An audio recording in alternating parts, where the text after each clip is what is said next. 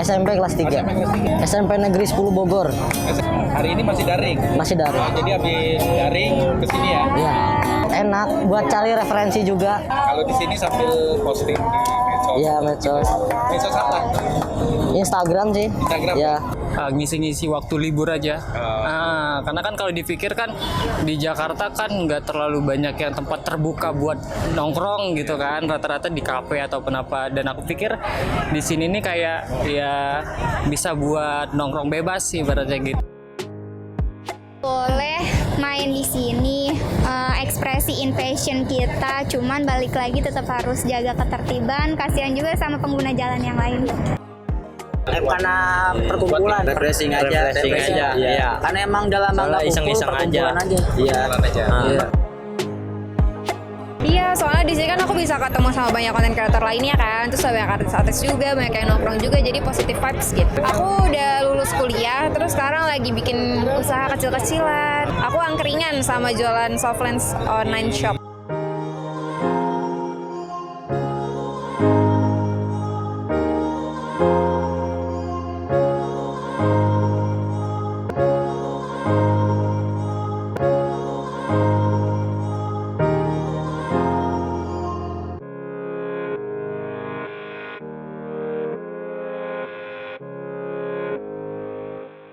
Perkenalkan, nama saya Gusti Raganata yang akan membantu memoderatori ya untuk acara siang hari ini dengan tema Citayam Fashion Week nih. Belakangan ini kan viral di media sosial maupun media massa ya, bagaimana kalau Bapak Ibu ada dengar tentang namanya bonge, kurma ya, itu nama-nama yang unik sebenarnya, ternyata anak-anak remaja ternyata umur segini. Nah ini memberikan perspektif nih, kemarin banyak banyak ahli-ahli ya, politik perkotaan, sosiologi perkotaan, sampai sejarawan itu mengkaitkannya dengan ini sebuah perjuangan kelas ataupun ini bentuk sebuah fashion lah, bentuk sebuah ekspresi dari anak-anak muda masa kini lah di ibu kota gitu. Nah, tapi yang menarik ketika kita bicara anak-anak ini ternyata ini remaja gitu, antara umur 15 sampai 17 tahun gitu ya. Yang mana kita tahu sebenarnya pendidikan ini kan wajib ya untuk anak-anak ini, itu di mana 12 tahun sudah diwajibkan oleh undang-undang. Oleh karena itu kita akan mulai diskusi hari ini gitu dengan beberapa pembicara yang sangat menarik, terutama dengan ahli-ahlinya. Di sini sudah hadir ada Bu Meli ya, seorang psikolog, juga ada Bu Dini, seorang sosiologi perkotaan, dan ada Pak Doni selaku pemerhati pendidikan, dan juga di sini ada Pak Arif Budimanta yang telah hadir selaku direktur eksekutif dari Megawati Institute. Jadi sebenarnya ada beberapa kata kunci ya dari teman-teman yang kita wawancara kemarin, itu adalah ruang, ekspresi, fashion juga di situ, dan juga di situ ada terkait ini juga ya, Harajuku nih. Harajuku kalau kita tahu di Jepang ini kan sebuah fashion yang nyentrik gitu. Apakah ini menjadi Harajuku berikutnya menjadi Harajuku gitu ya? Tapi ini di sisi lain di situ juga ternyata ada perpustakaan yang ternyata walaupun ada ternyata tidak dikunjungi banyak, walaupun tadi tidak tersorot di dalam video ya. Mungkin ini kita bisa mulai bahas nih tentang bagaimana sih upaya mencerdaskan kehidupan anak berbangsa gitu dalam video tersebut gitu. Mungkin kita mulai Pak Doni nih selaku pemerhati pendidikan. Selamat siang Pak Doni. Selamat siang Mas Gusti. Ya, apa kabar Pak? Sehat? Baik, sehat. Nah, Pak, mungkin boleh Pak diceritakan sedikit melalui pandangan Bapak belakangan ini tentang Citayam Fashion Week ini nih Pak. Ya, saya melihat Citayam Fashion Week ini sebuah momen ya, sebuah happening yang memang kemudian menarik minat dari banyak kalangan ya. Jadi sebenarnya Citayam Fashion Week ini mempertemukan berbagai macam kelompok kepentingan menjadi satu, dan tentu saja di dalam proses transaksi berbagai macam kegiatan ini di satu sisi menimbulkan berbagai macam persoalan juga ya, termasuk kemacetan, ketertiban, tetapi di sisi lain juga memberikan semacam pandangan yang lebih luas ya bagi kita untuk melihat sebenarnya anak-anak muda saat ini itu seperti apa, dan bagaimana kita perlu menghandle mereka kalau kita ingin sungguh-sungguh ingin mencerdaskan ya. Kalau kita kan temanya mencerdaskan kehidupan bangsa, itu kan artinya ya bangsa ini cerdas, bukan cerdas secara individual, tetapi cerdas secara komunitas bersama-sama. Sehingga proses-proses untuk pencerdasan ini perlu ditata kembali menurut saya, karena di era yang teknologi digital ini kalau saya lihat kan sebenarnya ada 4 komponen yang terkait di dalam Citayam Fashion Week. Pertama, kemajuan teknologi digital, informasi komunikasi, dan media sosial. Lalu yang kedua, fisik. Jadi adanya ruang. Jadi ruang yang tersedia untuk anak berekspresi, tetapi fisik manusianya, jadi kebertubuhan seseorang itu juga menjadi bagian dari konstatasi kebermaknaan mereka untuk menghayati eksistensi keberadaannya, lalu ada time-nya, ada waktunya. Jadi di sini tergabung menjadi satu dalam momen Citayam Fashion Week ini, teknologi, fisik, ruang, dan waktu. Dan ini kemudian menjadi sebenarnya kalau untuk anak-anak zaman sekarang, itulah cara mereka berada, cara mereka memaknai kehidupannya.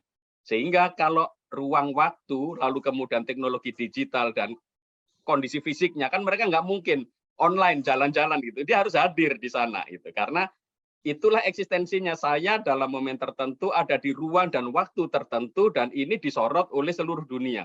Itu menjadi bagian dari eksistensi anak-anak. Nah, ini tentu saja kan membuat kita perlu berpikir tentang pendidikan ya, lalu tentang program wajib belajar, lalu tentang bagaimana kita mengembangkan proses mendidik anak-anak Indonesia ini ke depan yang sebenarnya akan semakin cair ke depan itu, tidak sekedar pendidikan formal, tetapi juga pendidikan yang sifatnya non formal, bahkan yang seperti ini informal. Tetapi saya juga melihat bahwa di sini kita sebenarnya diajak untuk memaknai kembali apa artinya belajar. Belajar itu kan ada pepatah Latin yang mengatakan non scholae sed vitae decimus. Jadi kita bersekolah itu bukan untuk, kita belajar bukan untuk bersekolah, tetapi kita belajar untuk hidup. Nah, anak-anak ini kan menurut saya memiliki perspektif di sini. Karena ketika mereka ditawari beasiswa oleh Menteri Sandiaga Uno, kan mereka menolak itu. Kenapa mereka menolak itu? Karena bagi mereka beasiswa itu sudah identik dengan proses belajar di ruang kelas yang terbatas, yang mereka tidak bisa mengekspresikan apa yang mereka mau, apa yang mereka tuju. Mungkin di sekolah mereka malah kehilangan kesempatan untuk membuat konten-konten kreator yang mungkin menurut mereka itu bermakna. Itu. Jadi disinilah sebenarnya makna belajar itu. Tetapi di sisi lain kita juga melihat ya, menemukan fenomena pergaulan, norma-norma di masyarakat itu terdisrupsi. Salah satunya ya memang ini zebra cross kok dipakai untuk jalan-jalan ya kan. Dan itu bolak-balik. Ini kan tentu saja sebagai sebuah negara yang cerdas, ini nggak cerdas anak-anak yang seperti ini. Lalu pemerintah juga perlu memberikan semacam ruang-ruang ya. Di sana kan tadi saya lihat ada perpustakaan, tetapi kenapa kosong? Ya karena nggak ada kegiatannya. Perpustakaan kalau hanya diisi buku, dia nggak akan datang, nggak mungkin. Di kampus-kampus saja perpustakaan itu diisi karena mahasiswa ada tugas dari dosennya. Sehingga dia mencari, ada untuk bikin skripsi, bikin tesis, bikin makalah, maka perpustakaan penuh. Tetapi kalau kita mengelola perpustakaannya model menyediakan buku saja, itu tidak akan mungkin. Tapi akan berbeda misalkan di dalam perpustakaan itu kemudian dikasih pelatihan untuk membuat video konten gratis untuk anak-anak itu. Karena anak-anak ini kalau saya lihat ada beberapa yang menjadi objek konten kreator lain, ada yang mereka menjadi subjek yang meng-create, menciptakan, tetapi ya ada yang memang cuma duduk-duduk aja nunggu kesempatan, siapa tahu diajak foto-foto, siapa tahu diajak wawancara, lalu dari situ dia dapat duit. Nah, kan ada banyak variasi anak-anak di sini. Maka pencerdasan itu momennya di sini sebenarnya. Bagaimana kita sebagai sebuah bangsa itu memberikan fasilitas sarana. Perpustakaan sudah ada bukunya, tapi kalau nggak ada kegiatannya nggak akan datang. Maka bisa dibuat semacam pelatihan untuk konten kreator, YouTuber, lalu kemudian bagaimana menjadi YouTuber yang berkarakter, yang sungguh-sungguh peka pada nilai-nilai kehidupan, tidak mengekspos hal-hal yang hoax, tidak kemudian yang kekerasan, bukan kemudian yang tentang seksualitas dan lain-lain. Ini kan perlu ada proses pendidikan untuk mereka, karena mereka ini dapat informasinya ya dari teman sebaya saja. Disinilah menurut saya, Mas Arief, negara harus hadir sebenarnya. Jadi negara harus hadir, memfasilitasi dengan berbagai macam kegiatan, dan itu for free menurut saya. Jangan dipakai untuk berbayar, karena masyarakat itu bisa. DKI itu anggarannya besar kok untuk pendidikan. Kalau untuk memberikan pelatihan-pelatihan gratis itu bisa, apalagi didukung oleh negara, ekonomi kreatif. Karena nanti pada akhirnya itu ekonomi kreatif yang tumbuh. Dan anak-anak ini terbentuk. Lalu yang kedua, setelah mereka itu terlibat berkumpul, itu kita harus membuat kebijakan berbasis data. Karena di antara anak-anak ini ada yang putus sekolah ya, kalau tidak salah si Bonge itu kan putus sekolah kelas 3 SD dia. Lalu dia ngamen. Tetapi kemudian sekarang dia berjuang lalu kemudian bisa survive dan kemudian bisa menghidupi keluarganya juga. Ya bahkan tabungannya mungkin sudah banyak, itu kata Pak Sandiaga Uno kemarin kan tabungannya si Bonge itu sudah banyak, itu udah ratusan juta katanya kan. Nah, yang jadi masalah bukan di situnya sebenarnya. Tetapi orang-orang seperti Bonge ini kan harusnya segera tercatat oleh pemerintah daerah gitu. Jadi artinya orang-orang seperti Bonge ini dulunya siapa yang ngurus kan? Tidak ada. Siapa yang bertanggung jawab mendata, mengumpulkan mereka, dan kalau tahu kondisi mereka ada di mana, apa yang akan dilakukan oleh pemerintah daerah. Saya rasa ini menjadi pekerjaan yang lintas ya, karena untuk mendidik satu anak butuh orang satu kampung, tetapi untuk mendidik satu komunitas butuh satu komunitas negara. Butuh satu negara untuk terlibat mulai dari pemerintah, dan ini lintas ya, bukan hanya ini urusannya DKI atau Jawa Barat atau Banten saja, tetapi ini lintas semuanya, karena mereka yang datang itu dari berbagai macam kelompok, dan pendataan itu sangat penting, supaya kita tahu, oh anak ini putus sekolah di mana, sehingga nanti kita bisa memberikan tawaran-tawaran pembelajaran yang cocok untuk mereka. Bisa jadi di antara mereka nggak bisa baca tulis. Kan ironis sekali, mereka ada di jalanan, ngobrol banyak, ngonten, tapi ternyata nggak bisa baca tulis. Kan sayang sekali, mereka tidak kemudian tercerdaskan dengan momen-momen seperti ini. Jadi kesimpulan saya, Mas Gusti, fenomena ini harus membuat kita untuk membuka mata melihat, agar kita melihat dari sudut pandang mereka. Dari sudut pandang para pelaku di situ, dan kalau saya lihat dari konteksnya tadi, ada teknologi, media sosial, ada ruang, waktu, dan fisik mereka. Dan itu kemudian ada pernak-perniknya, di situ ada fashion, lalu mungkin nanti juga orang jualan, lalu kemudian orang kreatif, bikin konten, dan lain-lain. Itu adalah bagian-bagian yang memperkaya dari 4 konstatasi itu. Ada teknologi, ruang, waktu, dan fisik. Inilah yang disebut dengan dunia digital ya. Fisik dan digital itu akan terkoneksi satu sama lain, dan itu terkonstatasi di dalam ruang dan waktu tertentu yang happening. Dan itu kebetulan terjadinya di duku atas. Maka sebaiknya menurut saya pemerintah jangan memindahkan, tetapi ditata, diarahkan, diedukasi mereka dengan berbagai macam cara, karena model-model seperti ini kalau itu dipindahkan lokasinya, itu menurut filsuf eksistensialis seperti Heidegger, itu keindahannya, keseruannya udah nggak ada lagi karena dicabut. Sama seperti ketika kita menikmati matahari senja, yang matahari terbit, matahari terbenam, kalau itu dipindahkan tempat lain, ya nggak bisa lagi. Menikmati keindahan hutan, hutannya tebang semua, dipindah ke tempat lain, udah hilang lagi, nggak ada momen-momen keindahannya lagi. Nah, saya rasa momen Citayam Fashion Week ini bisa menjadi momen ya untuk mencerdaskan kehidupan bangsa, tetapi sekali lagi butuh kecerdasan juga dari para pejabat, bagaimana orang-orang yang mengelola negara ini, gubernur, bupati, wali kota, dan juga mungkin ini masyarakat sipilnya, karena disinilah masyarakat sipil juga bisa bergerak untuk muncul dan terlibat. Jadi saya lebih positif memandang mereka dari sisi bahwa pembelajaran itu tidak harus linear, pembelajaran itu bisa terjadi di mana-mana, sehingga nanti sebenarnya untuk mencerdaskan bangsa itu kita harus mulai melihat apakah pendidikan formal itu masih relevan atau tidak itu untuk anak-anak kita. Bisa jadi anak-anak yang di pendidikan formal itu mereka terpaksa karena semuanya harus masuk ke sana. Padahal kan tidak harus seperti itu, apalagi di pendidikan formal harus belajar semua mata pelajaran yang sama, materinya sama, nanti ngalami ujian. Meskipun mereka sekarang itu kayak ada profil pelajar Pancasila, bikin proyek gitu, tapi itu kan buat-buatan. Artinya itu dibuat, di-create di sekolah, di lingkungan yang memang dalam konteks pendidikan. Tapi anak-anak ini kan membuat proyek dalam kehidupan loh. Mereka bikin konten, melihat situasi, punya intuisi, ini akan menjadi konten bagus, ini seperti itu.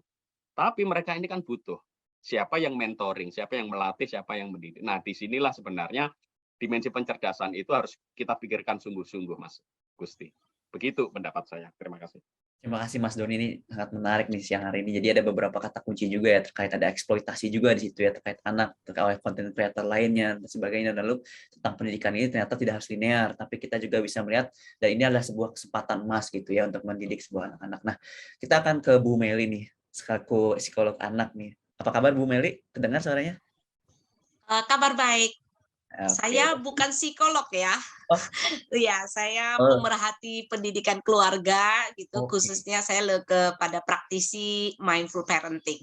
Oke, mindful parenting. Ini sangat menarik nih, karena kan ini anak-anak ya Bu banyaknya. Nah mungkin Ibu juga mengikuti lah sedikit banyak kali tentang apa yang terjadi di Citayam Fashion Week. Nah ini sangat menarik tadi terkait bagaimana sih dari sudut pandang parenting ini tentang ada di situ ada eksploitasi tentang konten-konten anak gitu. Itu bagaimana Bu menyikapinya Bu kira-kira tuh?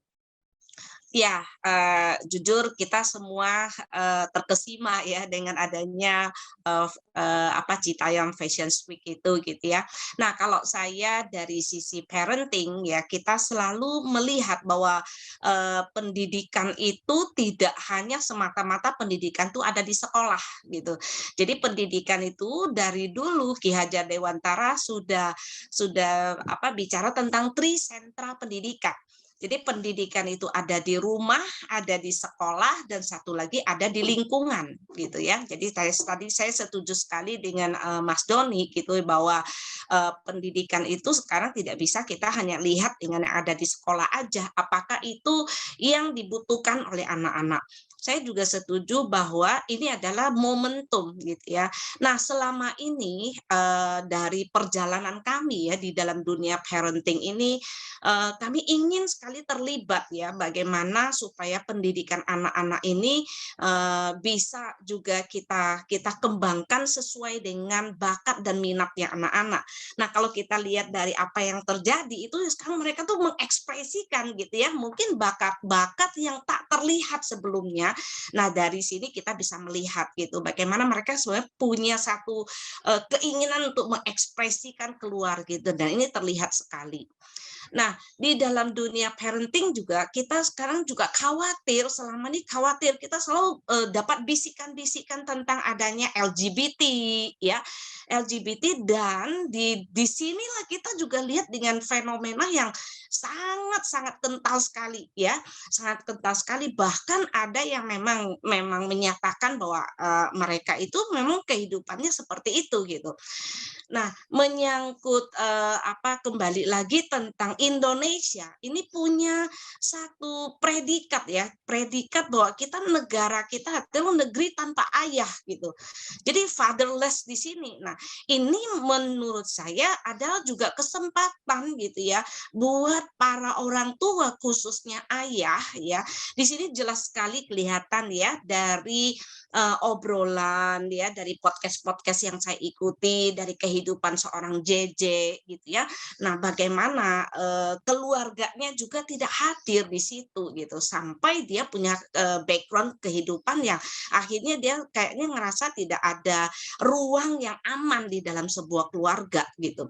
Jadi menurut saya ini juga ya perlu menjadi perhatian kita semua gitu, bahwa ini bukan hanya sekedar yang hari ini Fashion Week aja gitu. Jadi kita harus long term-nya bagaimana mereka itu diarahkan kembali, dan ini menjadi tugas dan tanggung jawab kita bersama-sama ya. Jadi khususnya orang tua. Nah, di sini kalau kami di Mindful Parenting, kami berusaha ya bagaimana berikan ruang kepada anak itu untuk boleh didengarkan. Jadi sehingga anak-anak itu bisa berkomunikasi dengan orang tua. Nah, selama ini kita berbicara dengan para anak muda, kalau ditanya kalau ada masalah, mau nggak bicara dengan orang tua? Hampir semua jawabnya percuma. Nah, karena orang tua bukan pendengar yang baik buat mereka. Jadi disinilah saya rasa kita perlu hadirkan ya. Saya setuju dengan Mas Doni sekali lagi. Mari kita bersama-sama. Ini bukan tugas cuman hanya satu pihak saja, tapi tugas kita bersama-sama untuk kita hadirkan kembali ya. Jadi kita tahu bukan anak-anak itu apa sih yang menjadi kebutuhannya mereka. Jadi bukan apa yang kita paksakan, apa yang kita inginkan sebagai orang tua, sebagai institusi dari sekolah, kita inginnya anaknya seperti apa, tidak gitu. Tapi kita lebih kepada kebutuhan mereka apa, nah kita coba fasilitasi, dan tentunya kita bimbing dengan pendidikan-pendidikan karakter. Jadi ini sangat penting sekali ya. Mudah-mudahan dengan adanya Fashion Week ini kita semua bisa terlibat ya, khususnya apa ya di DKI atau ya, saya setuju bukan hanya DKI aja. Saya rasa ini bukannya terjadi di Indonesia ya. Dan momentum ini juga karena mungkin kejenuhan anak-anak selama masa COVID ini ya, tidak punya tempat untuk dia bisa mengekspresikan diri, dan ini dipakai sebagai momentum. Ya. Terima kasih Bu Meli, pendapatnya ya menarik sekali ya. Terlihat bagaimana ruangan ini menjadi sebuah ruang ekspresif yang dimana salah satu latar belakangnya karena tidak ada komunikasi antara orang tua ya dengan anak, salah satunya itu jadi menarik juga. Mungkin ada beberapa anak juga karena kita tahu mereka punya latar belakang dari keluarga kelas menengah ke bawah gitu ya. Mungkin orang tuanya sibuk bekerja sehingga tidak ada ruang-ruang untuk diskusi dan dialog itu sendiri. Nah ini jasa memperlihatkan ada sebuah perjuangan kelas di sini gitu terlihatnya gitu. Ada ruangan yang menjadi leburan gitu, pertemuan antar kelas gitu. Nah, ini menjadi jembatan yang membuka untuk menarik untuk kepada Bu Dini nih, Bu Nita ya, Bu Nita Apriandini sebagai seorang siswa perkotaan. Bu, kedengaran suara saya, Bu? Ya, kedengaran, Gusti. Ya, makasih Bu. Silakan Bu jika ada tanggapan. Iya, saya menganalisis dari aspek spasial ya, karena background saya sosiologi perkotaan ya dalam konteks ini. Nah, yang pertama saya ngelihat letak Citayam secara spasial terhadap DKI, gitu. Ya, dan yang kedua sosionya itu adalah karakteristik ya sosial dan interaksi sosial masyarakat Citayam dan DKI, gitu. Nah, yang pertama ya, Citayam itu kalau misalnya kita lihat dalam analisis spasial, itu daerah pinggiran kota, ya, kota Jakarta gitu, atau urban frame. Nah, karakteristik daerah pinggiran ini seperti apa sih? Kan gitu ya. Nah, ada yang bilang mereka kebanyakan yang tinggal di situ adalah kelas menengah bawah, misalnya seperti itu. Ada karakteristik antara desa dengan kota yang bercampur menjadi satu di suburban frame. Sebagian masih mempertahankan ya agraris gitu ya, dan sebagian sudah dibangun pemukiman. Nah, apa implikasinya ya kalau misalnya kita berbicara daerah pinggiran yang seperti ini dalam case tadi Citayam gitu ya. Nah, Citayam ini daerah penglaju juga. Ada stasiun Citayam di situ yang langsung menghubungkan ke Dukuh Atas ya, jadi kayak one trip ya, gitu. Nah, jadi ini bisa dilihat aksesnya itu mudah, ya aksesnya mudah untuk pengelaju. Jadi dia memenuhi juga prasyarat sebagai daerah pengelaju. Nah, dalam kemudahan ini, gitu ya, para remaja Citayam ini mudah untuk berpindah ya dari lokasinya di pinggiran menuju ke Dukuh Atas tadi. Pertanyaan kedua adalah kenapa di Dukuh Atas? Gitu. Nah, saya melihat dulu secara spasial Dukuh Atas dalam konteks DKI Jakarta ya. Nah, Dukuh Atas ini sebenarnya masuk dalam area kawasan segitiga emas, di mana pusat bisnis dan perdagangan itu menjadi CBD atau Central Board District ya, DKI Jakarta. Salah satunya ya, gitu kan ada Tamrin, Sudirman gitu ya, kemudian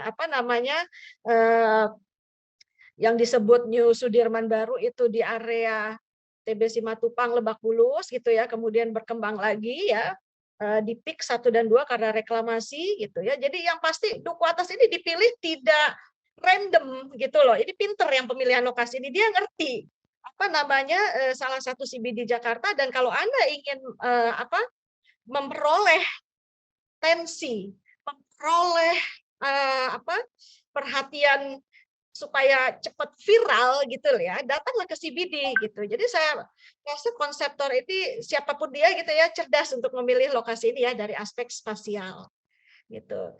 Nah, kemudian ciri khas satu lagi dari kota pinggiran ini adalah dia selalu berkiblat kepada kota utamanya.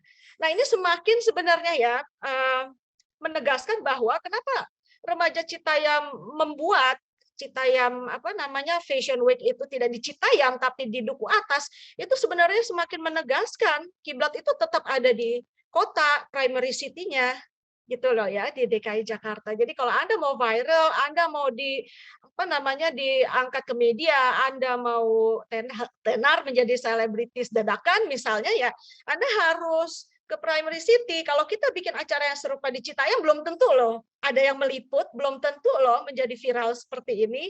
Ya, nah ini yang memang penting ya untuk ditekankan gitu. Nah, oleh karena itu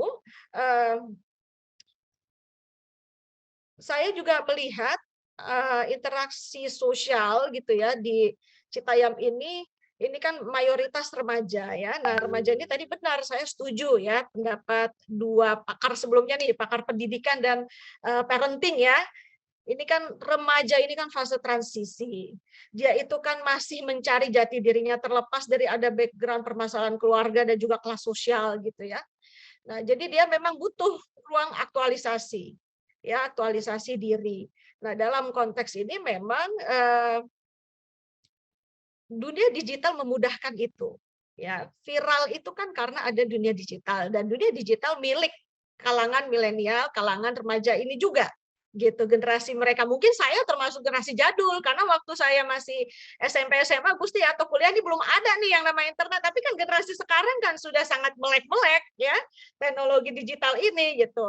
Nah, ini saya setuju dalam konteks ini memang mereka menggunakannya ya. Nah, kemudian ada yang menarik dari sini saya lihat ke depannya gimana kalau misalnya sudah viral Dukuh Atas ini. Nah, saya membagi dua perspektif ya. Yang pertama, nampaknya konsepsi Dukuh Atas ini mengambil master copy kalau saya bisa bilang ya dari Harajuku, konsep ruang publik Harajuku di Jepang ya, dengan plesetannya Haraduku gitu loh. Jadi Harajuku Dukuh Atas kira-kira seperti itu. Nah, tetapi ada juga beberapa pendapat gitu ya yang melihat bahwa jika dikembangkan lebih baik lagi gitu ya, Haraduku ini tidak hanya sekedar fashion, dia bisa mengangkat konsepnya itu ada kuliner misalnya ya, kuliner lokal, kemudian local culture, local tradition gitu ya, jadi lebih hidup, jadi konsepnya lebih ke festival ya gitu daripada hanya fashion include di dalam festival itu gitu ya. Ini kan kita bicara ke depannya seperti apa. Ini kalau pandangan sosiolog ya, karena biar bagaimanapun kota yang baik adalah kota yang memberikan ruang-ruang terbuka untuk aktivitas aktualisasi gitu ya, dan juga satu lagi berpendapat ya, kebebasan berpendapat bagi warganya. Nah, ini bisa memenuhi itu area atau kawasan ini gitu. Nah, di sisi lain jika ingin dikembangkan lagi ya, Haradukuh ini juga bisa menjadi tempat menurut saya mimbar atau ruang demokrasi bagi kelompok minoritas. Karena apa? Awal mulanya CFW, Citayam itu kan kelas menengah bawah, remajanya banyak putus sekolah gitu ya. Nah, jadi ini bisa representasi kalau kamu memperjuangkan hak-hak kelompok minoritas tertindas gitu. Kamu bisa mulai dari sini. Gitu. Nah, kawasan ini cukup viral gitu ya. Nah, yang tadinya kita tidak dianggap oleh siapapun gitu ya, kemudian menjadi perbincangan dimanapun. Jadi kalau misalnya sebagai sebuah gerakan perlawanan orang pinggiran misalnya nih ya, kawasan Dukuh Atas ini dia semacam memutarbalikkan stereotip kalau orang pinggiran tidak punya fashion style misalnya. Apaan sih orang pinggiran? Emang dia bisa beli barang-barang branded? Nggak jelas deh aturan berpakaiannya seperti itu ya. Tetapi dia bisa membalikkan ya stereotip itu menjadi semakin gembel dan aut-autan, misalnya semakin viral. Nah, ini kan luar biasa. Jadi dianggap sebagai gerakan perlawanan menurut saya. Nah, dari titik ini, nah makanya tidak heran akhirnya ya ruang ini juga menjadi representasi kelompok minoritas tertindas yang ingin mensuarakan hak-haknya ke depannya. Nah, ini tergantung akhirnya bagaimana nantinya kawasan Dukuh Atas ini akan lebih dibentuk menuju tadi saya bilang yang lebih ke arah festival ya. Jadi fashion, culinary, local culture, urban street art itu komplit di situ, atau dia juga bisa mengambil ranah ruang demokrasi, kebebasan berpendapat bagi kelompok minoritas. Terima kasih. Saya pikir dari saya seperti itu ya analisisnya. Terima kasih Bu Dini, sangat menarik sekali. Jadi kita tarik selain sekedar fashion dan street dan spesial ini spasial ini menjadi ruang untuk demokrasi, untuk perjuangan kelas sampai ada di situ. Dan juga ternyata ada faktor yang menarik lainnya ya, fakta bahwa ternyata ada pendapatan pedagang sepeda keliling itu ternyata meningkat gitu dari arah situ. Jadi artinya analisisnya sangat relevan sekali dari Bu Dini tadi.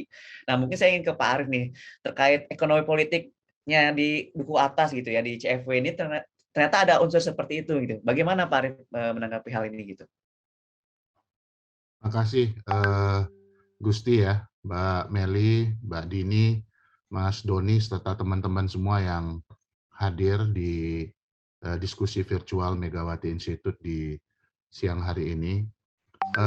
Mungkin dalam konteks ini saya hanya meramaikan saja dalam perspektif analisa kultural ekonomik gitu.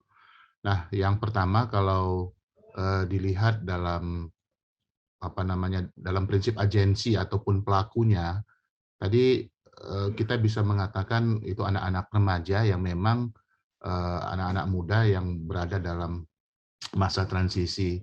Sebagian daripada penggerak-penggerak itu kalau kita ikuti di lini media sosial tadi seperti dikatakan oleh Bu Meli, ada yang putus sekolah karena problematika soal sosial ekonomi, atau juga yang memang karena ada problem rumah tangga ya kalau kita lihat awal-awalnya seperti itu.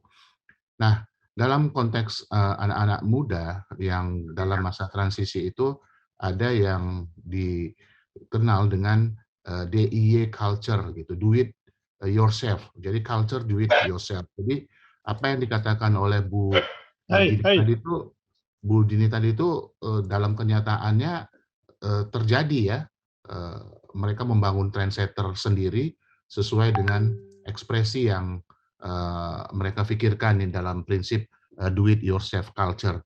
Ini yang dikatakan oleh Stephen Treadgold ya, salah satu ciri daripada anak-anak yang berada dalam masa transisi, terutama masa transisi yang diikuti dan didorong oleh perkembangan teknologi informasi, terutama media sosial, mengatakan bahwa anak-anak muda ini sebenarnya kalau kita anggap sebagai sebuah kelas gitu, itu menghadapi satu situasi yang setiap harinya dia itu berjuang, ya, berjuang menghadapi, apalagi dalam masa pandemi, ya, berjuang menghadapi proses penyesuaian sekolah yang dari skema offline menjadi online, kemudian pada sisi lagi mungkin sebagian dari orang-orang tua yang berada dalam golongan menengah bawah kehilangan pekerjaan dan itu memberikan ancaman terhadap keberlangsungan kehidupan sekolah. Jadi berhadapan dalam sesuatu yang uncertain dari waktu ke waktu. Dan saya rasa fenomena itu bukan hanya ada di Indonesia, tetapi hampir di seluruh dunia pada saat ini yang dimaksud dengan situasi yang uncertain ya, uncertain dalam perspektif ekonomi, kemudian dibombardir oleh kekuatan media sosial. Karena misalnya kalau kita lihat di Amerika Serikat saja, misalnya sebagai salah satu contoh dari satu studi yang diadakan oleh satu kelompok universitas, hampir 70% misalnya anak-anak muda di sana memiliki akun media sosial. Nah, kalau kita lihat akun-akun media sosial yang paling marak yang dimiliki oleh anak-anak muda, itu ya memang ada Instagram kalau kita dengar tadi, ada TikTok, kemudian juga mungkin ada YouTube, dan ini dalam ekosistem ekonomi adalah satu bisnis yang sangat besar ya. Sebagai contoh, misalnya untuk TikTok aja di tahun 2021 pendapatannya aja kurang lebih sekitar 58 miliar US dollars dalam satu tahun. Itu misalnya sebagai salah satu contoh untuk TikTok yang parent company-nya dimiliki oleh ByteDance gitu. Begitu juga misalnya kalau kita bicara akun-akun media sosial yang lain yang dimiliki oleh kelompoknya Meta Group yang di dalamnya ada Facebook, kemudian ada WhatsApp, itu pendapatannya per tahun kurang lebih dari 100 miliar US dollars, dan itu menjadi bagian kehidupan anak-anak muda dalam satu ekosistem ekonomi. Jadi ada ekosistem ekonomi cultural economic ya yang hidup bersama dengan masa-masa transisi anak-anak muda ini, ditambah dengan situasi yang uncertain ya, banyaknya golongan prekariat yang muncul ya akibat terjadinya pandemi, terjadinya proses krisis ekonomi, maka kemudian tantangan bagi kita dimanapun berada ya di berbagai macam negara pada saat ini adalah bagaimana kemudian agar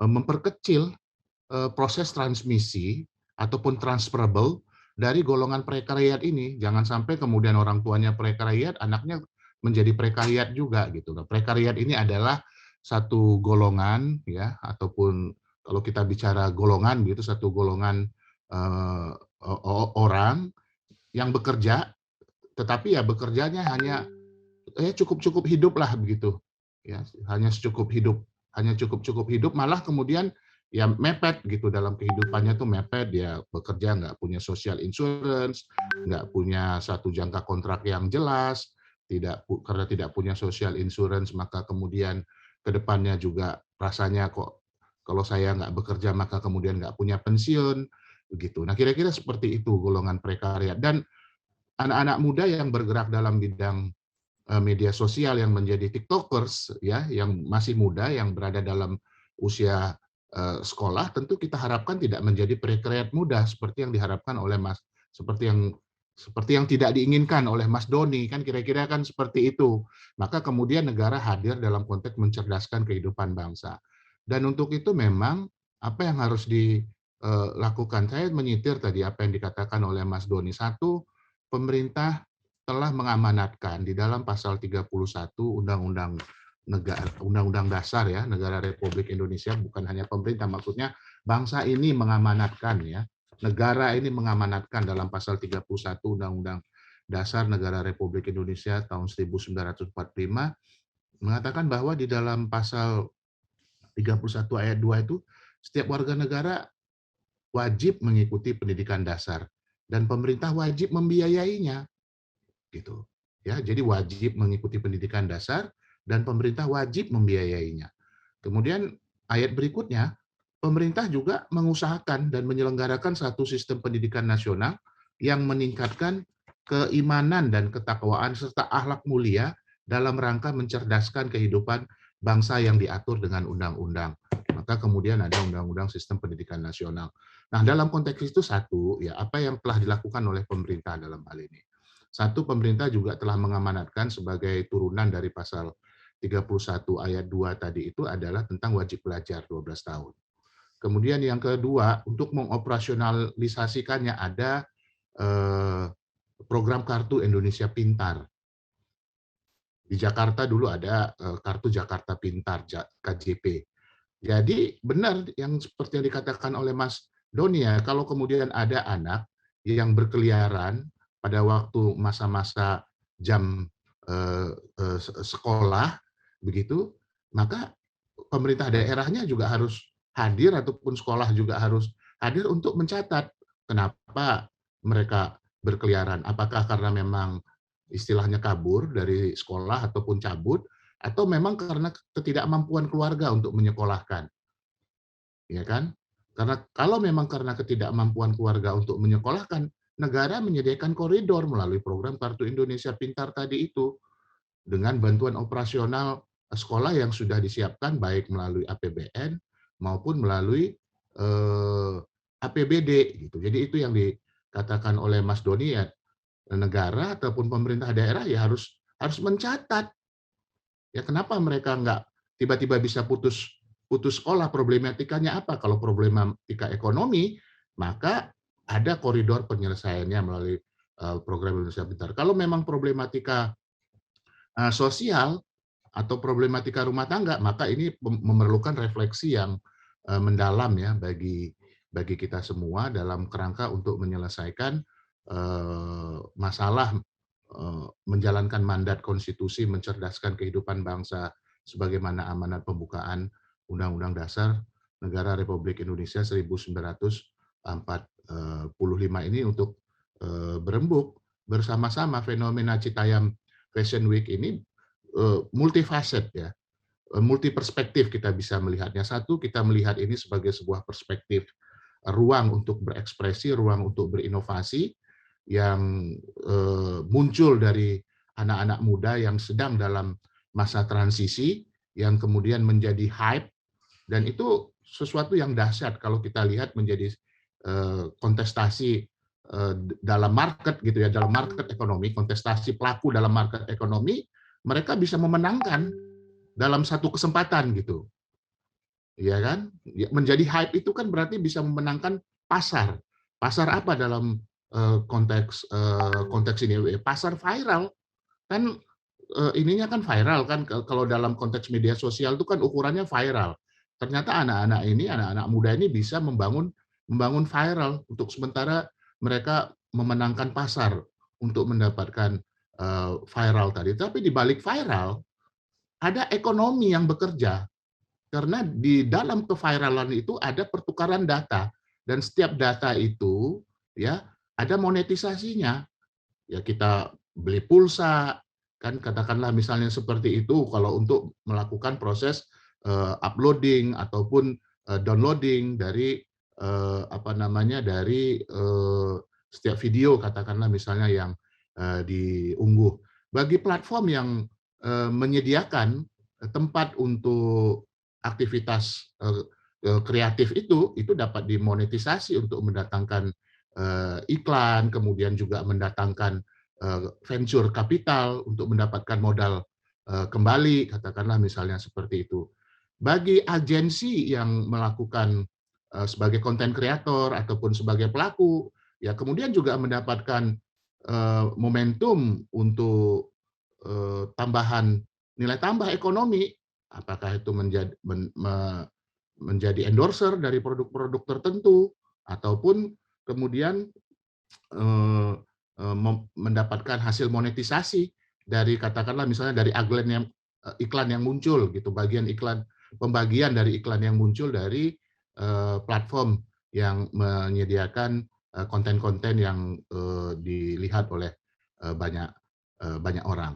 Nah, tentu kemudian pilihannya sebagai sebuah bangsa dalam kerangka mencerdaskan kehidupan bangsa. Satu, ketika kemudian kita melihat Citayam Fashion Week sebagai sebuah arena pasar, yang sementara ini arena pasar ini menjadi hype, dan menjadi hype itu maksudnya dimenangkan ya secara viral oleh kelompok-kelompok pinggiran, Bojonggede, kemudian Citayam, dan seterusnya itu, sampai sejauh mana kemudian kemanfaatan kalau dalam perspektif monetisasi ataupun ekonomi itu memberikan manfaat kepada anak-anak yang sedang berada dalam transisi itu, kan gitu. Atau kemudian manfaatnya diterima oleh apa yang disebut dalam perspektif dalam perspektif Martian itu sebagai manfaat yang didapatkan oleh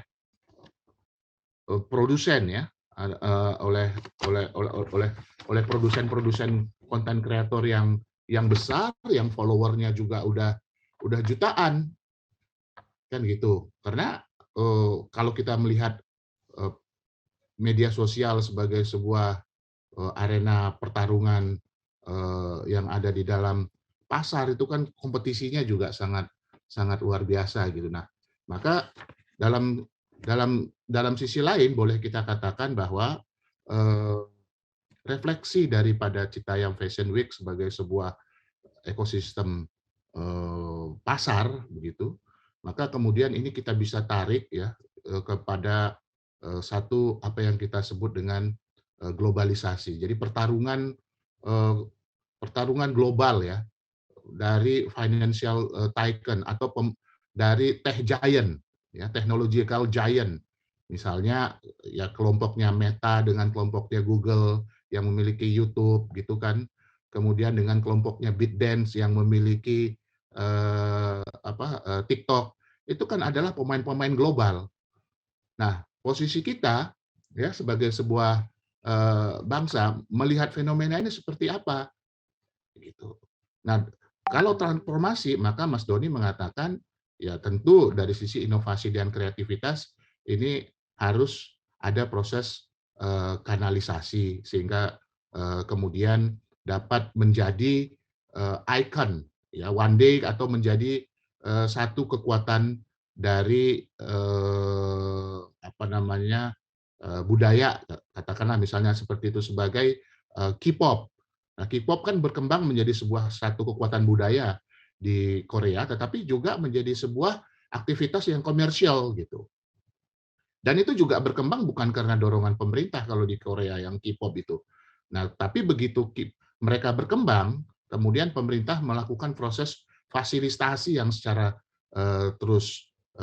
terus-menerus, ya, konten-konten misalnya yang ada yang awalnya misalnya televisi-televisi di Korea yang lebih banyak memutar film-film asing, itu lama-lama perlahan-lahan memutar film-film Korea secara terus-menerus. Contohnya misalnya seperti itu, bentuk-bentuk fasilitasi agar ruang kreativitas dan inovasi itu terus berkembang. Dari sisi pembiayaan juga diberikan fasilitas, dari sisi pendidikan juga diberikan fasilitas misalnya. Itu dalam kerangka memperkuat ekonomi, aktivitas ekonomi yang berbasis budaya, inovasi dan kreativitas. Dalam hal ini katakanlah mungkin fashion, kemudian ya macam-macam lah ya, seni dan seterusnya. Tapi yang lebih penting lagi bagaimana dengan kelompok yang marginal. Nah, problematika ini juga harus diselesaikan di kelompok marginal ini. Jangan kemudian akhirnya kelompok marginal menjadi satu golongan prekariat baru, ya kan? Menjadi golongan satu prekariat baru karena memang kemudian secara pendidikan formal tidak selesai. Maka kemudian kan yang pendidikan non formalnya yang harus di-accelerate sehingga memiliki kompetensi yang certify, kan kira-kira kan seperti itu kalau saya tangkap yang dikatakan oleh Mas Doni seperti itu, sehingga kemudian mereka bisa menjadi satu golongan masuk ke dalam golongan menengah yang mapan, bukan berada dalam golongan yang prekariat yang terus-menerus ada di very yang terus-menerus ada di pinggir. Dan di sini menurut pandangan kami peran negara hadir ya dengan begitu banyaknya inisiatif-inisiatif yang muncul dari pemerintah untuk memfasilitasi perkembangan fenomena Citayam Fashion Week Festival tadi itu. Mungkin itu beberapa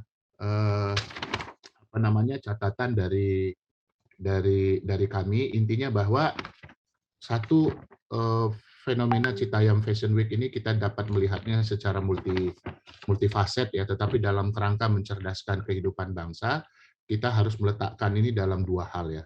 Yang pertama pendekatan cultural, kemudian yang kedua pendekatan ekonomi. Nah, pendekatan cultural ini harus dilihat dalam konteks pembentukan karakter dan kebudayaan nasional kita.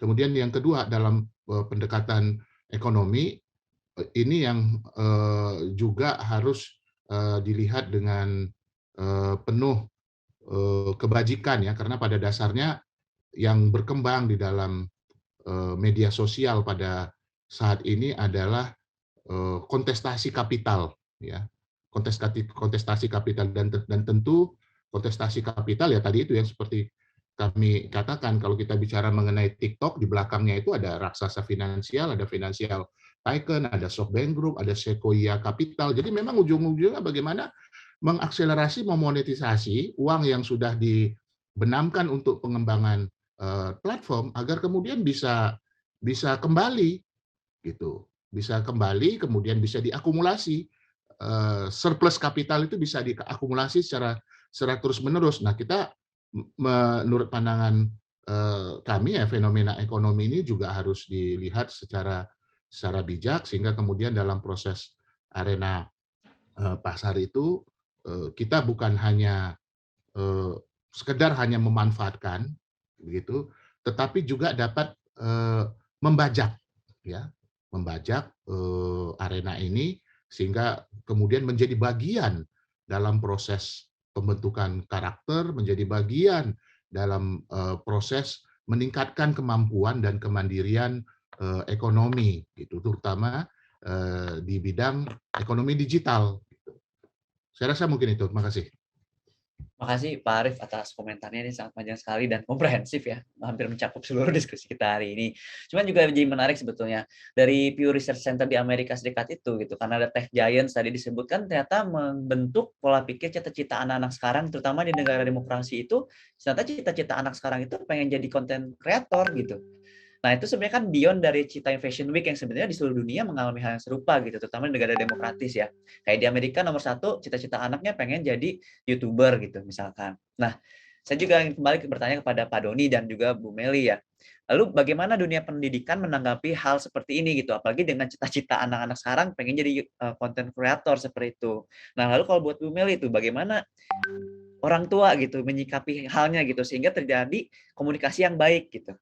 Terima kasih Mas Gusti. Kalau pertanyaannya bagaimana dunia pendidikan menanggapi, kita perlu memetakan lebih detail siapa saja pelaku-pelakunya. Karena kalau kita ngomong dunia pendidikan itu semuanya ya, karena pendidikan ini adalah bisnis semua orang, sehingga pelakunya bisa semuanya.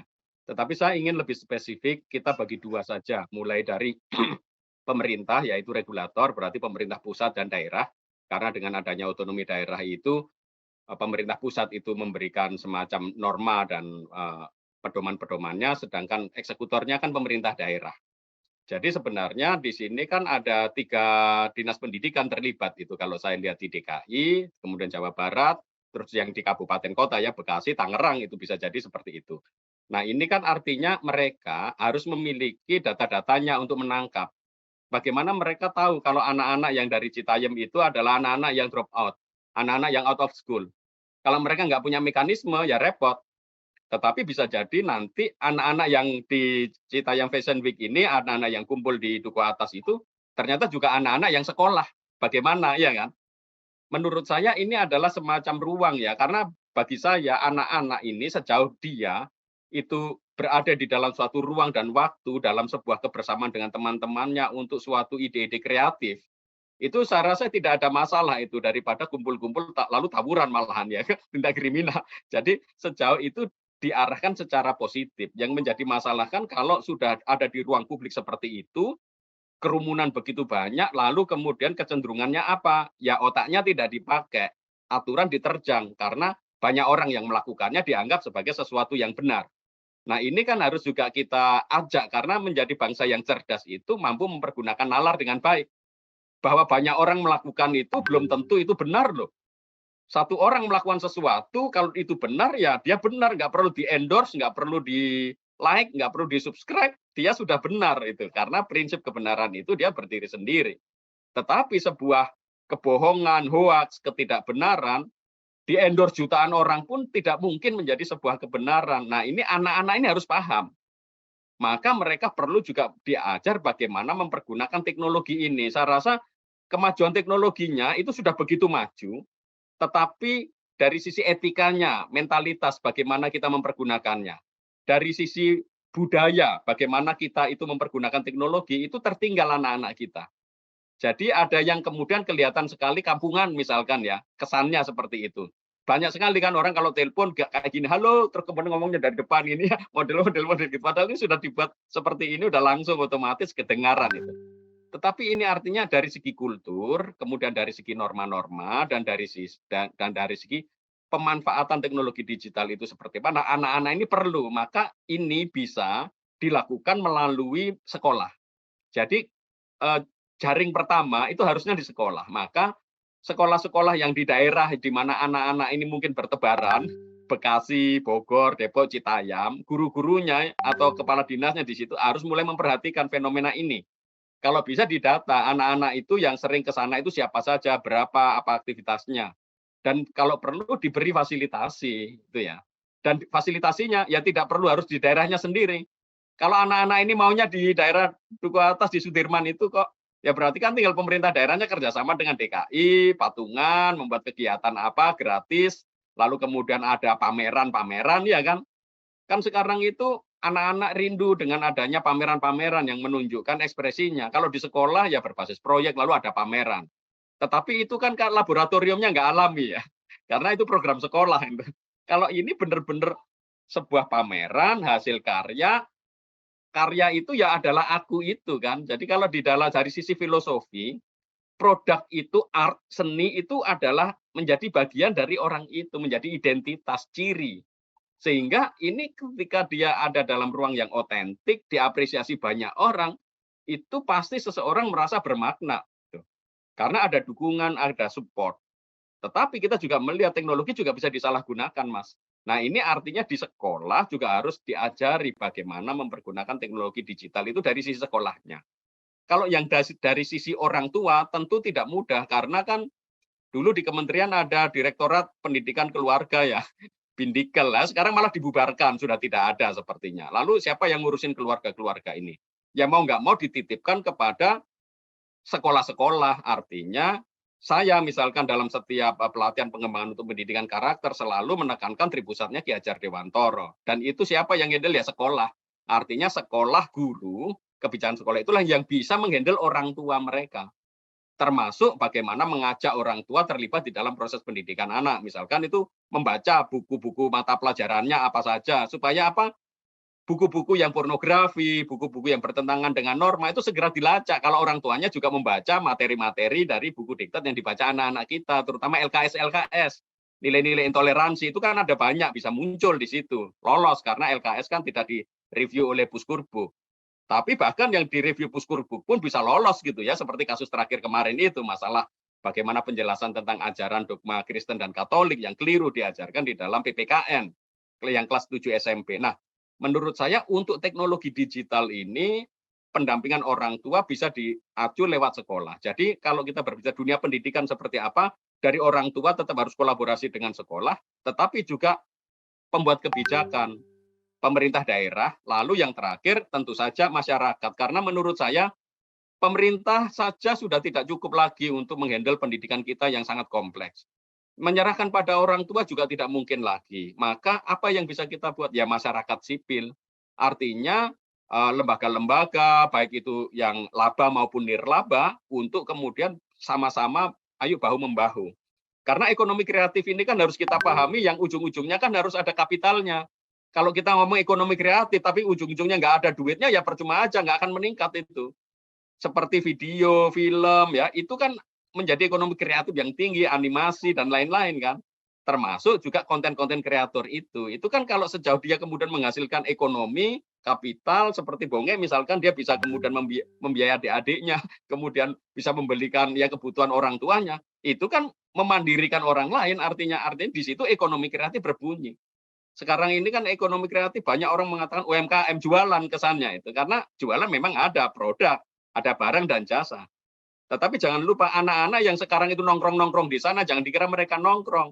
Mereka itu sekarang itu banyak diambil, diajak foto-foto dengan artis-artis dan dapat duit mereka. Mereka nongkrong, duduk, foto bareng, dapat duit. Bagaimana mereka bisa dihargai seperti itu? Ya karena viralnya itu. Karena apa? Yang lain mau pansos, ya kan? Yang lain nggak terkenal, nggak bisa apa-apa, maka pansos dia gitu. Ya itu untung saja karena lokasinya di situ, maka warung kopinya jadi terkenal juga di sana. Yang tanpa sengaja ada di background-nya jalan Zebra Cross itu kan, itu ya keuntungan-keuntungan strategis memilih tempat untuk membuka venue ya. Nah, jadi dunia pendidikan menurut saya ada 3, Mas. Dari sisi pemangku kebijakannya, pemerintah daerah, kepala dinas, lalu di satuan pendidikannya, itu di sekolah, kalau anak-anak ini yang ternyata di Citayam Fashion Week ini juga adalah anak-anak sekolah, bagaimana mereka diajak untuk mengatur waktu dengan baik, lalu dari sisi kolaborasi dengan orang tua itu sekolah, lalu dan masyarakat. Dan masyarakat itu bisa memberikan banyak hal yang bisa difasilitasi oleh pemerintah daerah. Menurut saya, seperti kata Bu Yonita tadi, itu tempatnya Sudirman itu memang strategis, itu titik pertemuan dari berbagai macam orang. Artinya itu pusat dunianya itu loh, kayak apa ya istilahnya ya pusatnya. Coba dipindah di Monas, nggak ketemu itu karena nggak ada transport, nggak ada ini, nggak akan. Yang bisa dilakukan adalah menata kembali. Kan sebenarnya kan kalau ada di aturan jalan raya itu kan kadang-kadang pun kalau misalkan kita izin dengan dinas, satu jalan bisa di stop kok untuk beberapa saat ya kan. Kalau memang ada momennya seperti itu gitu. Tetapi ya jangan pada saat orang harus lewat ya kemudian yang hanya 15 detik itu ketika harus ada lampu merah, ketika orang harus nyabrang itu 15 detik dipakai untuk fashion, tentu saja juga tidak proper. Tetapi repotnya kan itu yang diinginkan anak-anak, kan disitulah momennya itu. Momennya ada di situ dari pagi sampai malam. Mereka hanya mutar lewat-lewat saja seperti itu. Dan ini kemudian bisa menghasilkan sesuatu untuk mereka tadi, diajak foto, diajak bikin konten, atau ya bikin konten bersama yang akhirnya menghasilkan keuntungan-keuntungan ekonomis bagi mereka. Jadi intinya ada 3 kolaborasi itu. Nah, mungkin yang satu hal lagi yang ingin saya tekankan, bagaimana terkait dengan pendampingan untuk pembentukan karakter ini. Karena pendampingan baik dari sekolah, dari orang tua, maupun dari masyarakat dan pemerintah daerah, mereka harus punya perspektif, punya visi. Karena tidak bisa mereka itu hanya memindahkan, mengusir, ya, lalu kemudian sudah ini kamu melanggar peraturan, tidak bisa. Dalam konteks pendidikan karakter itu nggak bisa hanya kemudian menghalang-halangi, tidak. Tetapi apa alternatifnya? Apa hal positif yang bisa ditawarkan dalam rangka membangun citra anak ini menjadi anak-anak Indonesia yang bermakna, berharga, dan kalau bisa dia bisa mempopulerkan nama Indonesia di mata internasional. Itu kan namanya cinta bangsa. Nah, ini bisa saja ditata dan diatur gitu, karena Duku Atas ini Sudirman ini menurut saya itu benar-benar menjadi momen yang sangat strategis, dan itu bisa menjadi ajang untuk fashion internasional karena sudah mendunia menurut saya, dan itu menjadi masukan income investasi bagi pemerintah daerah masing-masing sebenarnya. Begitu Mas Gusti. Terima kasih Pak Doni. Silakan Bu Meli. Ya, menarik sekali ya tadi apa yang disampaikan sama Mas Doni ya. Kalau saya dari sisi parenting ya, kan kita tidak bisa memungkiri ya bahwa karena perkembangan teknologi gitu ya, anak-anak kita kan memang sudah lahirnya di era-era teknologi ini gitu. Jadi kita sebagai orang tua tidak bisa membawa mereka tuh ke masa lalu kita gitu ya, nggak bisa yang seperti yang tadi Bu Yohanita bilang gitu. Kita ini memang digaptek di soal teknologi, tapi anak-anak kita tuh lahirnya di era teknologi. Nah, yang saya mau tanggapi di sini adalah bahwa ketika mereka lagi mencari jati diri, ya, mencari jati diri, mereka tidak mendapatkan gitu loh, tidak mendapatkan gitu jati diri yang seperti apa sih, role model seperti apa sih yang mereka butuhkan gitu. Nah, karena tadi ya, karena saya dari keluarga, karena saya melihat banyak sekali orang tua yang tidak berperan gitu dengan maksimal, sehingga anak-anak itu kehilangan jati dirinya tuh seperti apa sih, role model seperti apa sih. Nah, sekarang muncullah dengan sekelompok ini gitu. Nah, andai kata ya yang namanya Bonge, yang namanya JJ, yang sekarang yang lagi diidolakan ini ya, nah ini momen ini dipakai gitu. Kalau bisa mungkin dari Kementerian yang Pemuda dan Olahraga gitu ya. Jadi anak-anak yang seperti yang sekarang lagi diidolakan ini ya, itu dididik mereka, jadi rangkul mereka, dibantu bagaimana penanaman nilai-nilai karakternya, dan itu dipertahankan. Jadi jangan cuma hanya jadi yang short term aja gitu ya, hanya coba di sini saja, tetapi mereka itu ternyata bisa loh perjuangannya mereka sampai ada hari ini gitu ya. Si Bonge sampai bisa seperti ini. Nah, nanti justru yang orang-orang seperti Bonge, seperti JJ itu, mereka jangan stop di sini, tetapi mereka itu justru tunjukin kepada anak-anak yang sekarang lagi mengidolakan mereka bahwa apa yang mereka dapatkan tuh bukan karena hari ini gitu, tapi melewati sebuah proses-proses yang sangat luar biasa. Ya, nah seperti kayak misalnya kayak JJ mengalami sesuatu yang menurut dia tidak nyaman di situ gitu ya, waktu dia kecil dengan keluarga yang tidak lengkap itu tadi gitu ya, itu cukup stop sampai di dia gitu. Nah, dia ngajak lagi bahwa nextnya jangan lagi seperti saya. Dimulai dari dia juga, dia harus dia harus juga dibantu gitu ya, bahwa nah nanti ketika dia cari pasangan, bukan cari pasangan yang hari itu ketemu, hari itu dia pacaran gitu loh. Gitu. Jadi saya pikir ya orang-orang kayak JJ itu yang perlu kita rangkul ya, supaya apa? Supaya nanti orang-orang yang mengikut mereka itu juga mendapatkan satu fenomena yang lebih baru lagi, yang seperti apa sih yang mereka butuhkan itu gitu. Nah, ini bahaya sekali Bapak dan Ibu gitu kalau kita bicara tentang bonus demografi nih. Ya, mereka-mereka inilah yang akan mengisi gitu. Nah, jadi jangan diisi dengan hal-hal yang instan aja gitu. Bukan bicara tentang ini adalah ajang demografi tok, tidak gitu. Tetapi mereka juga harus ditanamkan nilai-nilai karakter, dan jangan lupa gitu ya bahwa budaya kita jangan sampai hilang. ya. Nah, karena apa? Faktor adanya perkembangan teknologi, sekarang anak-anak kita ini ya sangat-sangat mengarah kepada bagaimana seperti orang Korea, ya budaya Korea, budaya Jepang itu sangat kuat sekali gitu. Ini yang saya kira perlu kita orang perlu merangkul mereka, tarik mereka kembali lagi. Ya kita memang nggak bisa sepenuhnya ya, tetapi ya, nah mungkin kita bisa lewat siapa? Lewat yang bongel, lewat JJ, kayak gitulah, influence gitu. Nah ini menjadi PR kita bersama-sama sih gitu.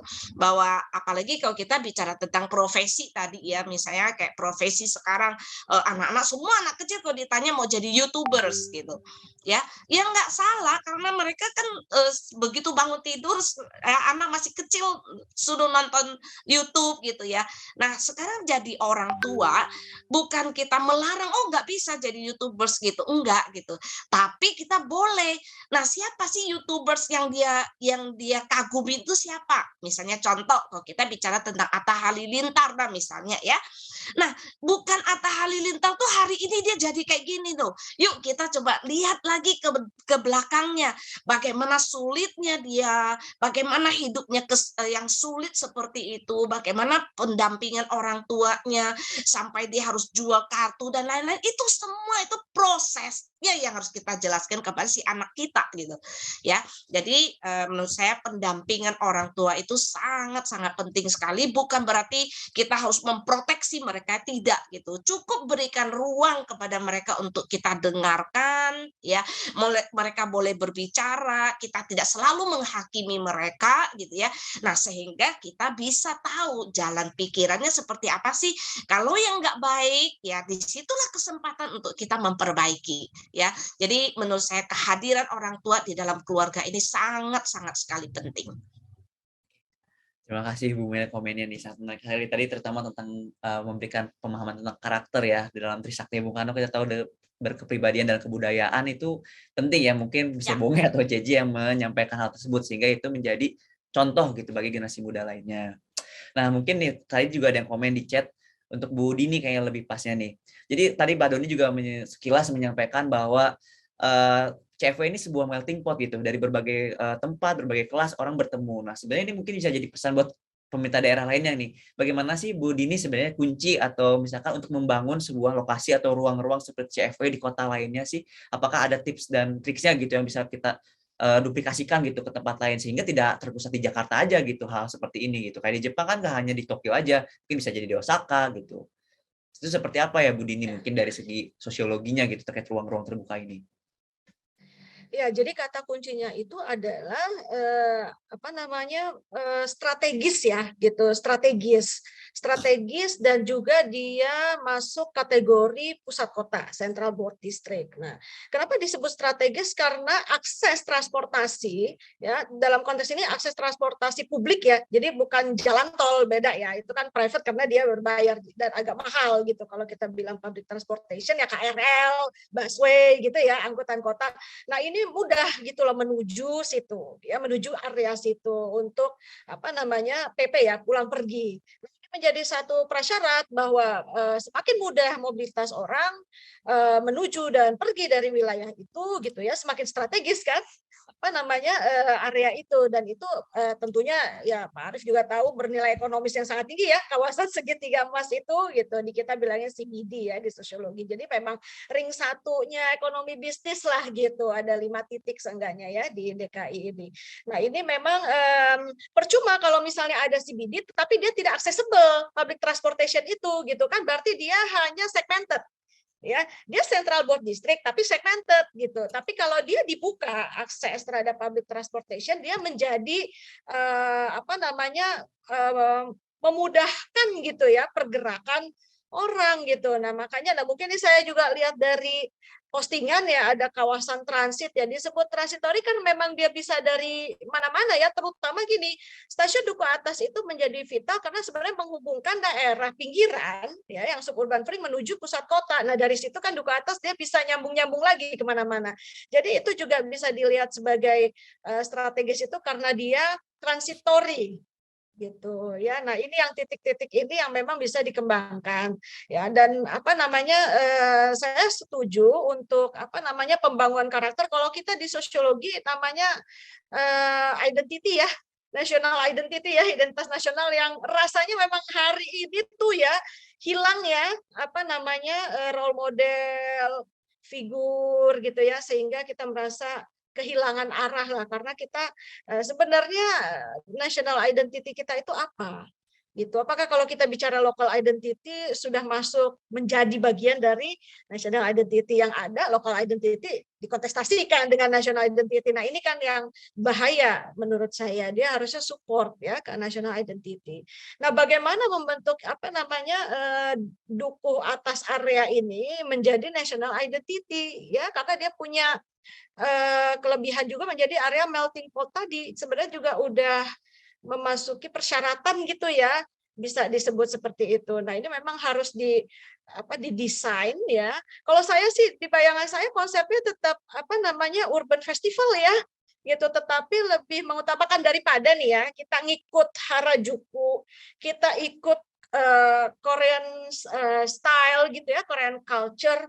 Kenapa kita nggak bikin apa namanya kita punya identity gitu kan ya? Nah, ini memang harus, nah itu di situ ya, harus berani ya. Tadi ya Bonge, JJ menggunakan, saya nggak tahu tuh gimana Miss menginikannya ya, mematching-matchingkan fashionnya, walaupun di satu sisi, misalnya teman saya kan membuat ikat Indonesia tuh ya. Nah, di satu sisi kan dia ada sentuhan modern style, tapi ikatnya itu kan lokal. Gitu loh maksud saya. Mungkin itu jangka panjang ya gitu. Traditional food juga bisa dikombin penyajiannya secara modern ya, berbasis teknologi dan sebagainya. Dan ini yang menjadi tantangan, dan itu bisa kerjasama ya antara pemerintah pusat dengan daerah, dan akhirnya bisa kembali kepada apa namanya menjadi sebuah lokus perekonomian baru kan. Nah, itu apa ekonomi kreatif yang berbasis budaya seperti itu. Terima kasih Bu Dini, mungkin karena waktu juga sudah 15.20 dan tadi Pak Doni, Bu Meli, dan Bu Dini juga udah panjang sekali lebar ya menjelaskan sebagai fenomena Citaim Fashion Week dan juga implikasi-implikasi lainnya. Sekaligus untuk menutup saya ingin memberikan waktu pada Pak Arif untuk dapat memberikan penutup dari diskusi hari ini. Ini silakan Pak. Yang pertama ya, fenomena ini menjadi sebuah refleksi ya, dan tentu kita harus melihat dari sisi positifnya, di mana negara bisa hadir untuk melakukan satu aktivitas yang co-creative, co-shaped gitu ya, co-create dan co-shape gitu. Atau mungkin dalam istilah anak muda itu collapse gitu, dalam kerangka membangun social identity. Tadi itu saya sepakat dengan apa yang disampaikan oleh Bu Dini gitu, karena pada dasarnya ini adalah momentum kita. Nah, kemudian yang kedua tentu bagi anak-anak yang memang termarginalkan dalam tanda kutip tadi itu ya, karena mereka berada dalam kesulitan ekonomi, nggak bisa sekolah misalnya seperti itu juga harus diselesaikan. Seperti yang disampaikan oleh Pak Doni, ya, melalui pendekatan pemerintah daerah, sekolah, minimal untuk call adik-adik kita ini kembali ke bangku sekolah. Kalau tidak ingin kembali ke bangku sekolah formal, ya tentu ada pendidikan vokasi, ya, ada pendidikan vokasi. Jadi negara itu menyediakan dual track, pendidikan formal dan pendidikan vokasi ya. Vokasi dalam bidang tentu konten creator, teknologi informasi dan lain sebagainya, art, gitu, culture, seperti itu. Dan ini memang diperlukan kesiapan yang sangat cepat dari negara untuk merespon perubahan ini, karena pada dasarnya aspek teknologi, ya, perkembangan teknologi dan sosial media itu mentransformasi kehidupan sosial ekonomi kita pada saat ini. Dan itu terjadi secara terus-menerus, nggak bisa dibendung seperti dikatakan oleh Bu Meli. Maka kemudian ya kita ya harus bersiap, dan untuk itu memang Megawati Institute mengadakan diskusi yang kita harapkan cukup mendalam ya, walaupun 90 menit untuk membahas fenomena Citayam Fashion Week dalam kerangka ataupun bingkai mencerdaskan kehidupan bangsa. Nah, kalau bicara kerangka mencerdaskan kehidupan bangsa dalam perspektif ekonomi, maka yang mau kita kembangkan itu adalah knowledge based ekonomi, termasuk di dalamnya ekonomi kreatif, ekonomi yang berbasis pikiran, yang berbasis kepada pengembangan ilmu pengetahuan gitu. Dan sebenarnya itu kita punya potensi untuk itu, yang ditunjukkan dengan anak-anak ya, dengan berbagai cara yang mereka sebenarnya ingin struggle, kan itu intinya kan gitu ya, ingin struggle menunjukkan jati diri, tapi kemudian tiba-tiba nggak tahu kenapa jadi hype gitu kan, kira-kira kan seperti itu. Dan itu kan harus dikanalisasi, jangan kemudian kreativitas dan inovasinya kemudian berhenti gitu. Terima kasih Mbak Meli, Mbak Dini, Mas Doni, Gusti, dan teman-teman semua atas kesempatan kita pada diskusi kita pada sore hari ini. Mudah-mudahan nanti kita bisa berjumpa dalam kesempatan dan tema yang berbeda. Selamat sore. Terima kasih. Terima kasih. Terima kasih, Pak Arif. Terima kasih kesempatan siang hari ini. Ya, sama-sama Pak Umar. Artinya dalam Citayam Fashion Week adalah sebuah embrio ya, kedepannya harus dikembangkan dalam rangka konsep knowledge based economy yang sebetulnya pemerintah sudah memberikan support belakangan ini, udah bisa tuh akun YouTube dijadikan jaminan agunan di bank, udah ada perpresnya. Nah, itu menjadi sebuah langkah kedepannya bagaimana mengembangkan terus ekonomi kreatif kedepannya. Mungkin itu saja dari saya, dan terus ikuti channel dari Megawati Institute dan follow Instagram kami untuk terus mengikuti diskusi-diskusi menarik lainnya yang akan kita adakan setiap 2 minggu sekali, dan kadang-kadang seminggu sekali juga ada. Mungkin begitu. Mungkin demikian. Terima kasih pada para narasumber atas kegiatan siang hari ini. Wabillahi taufiq wal hidayah. Wassalamualaikum warahmatullahi wabarakatuh. Waalaikumsalam.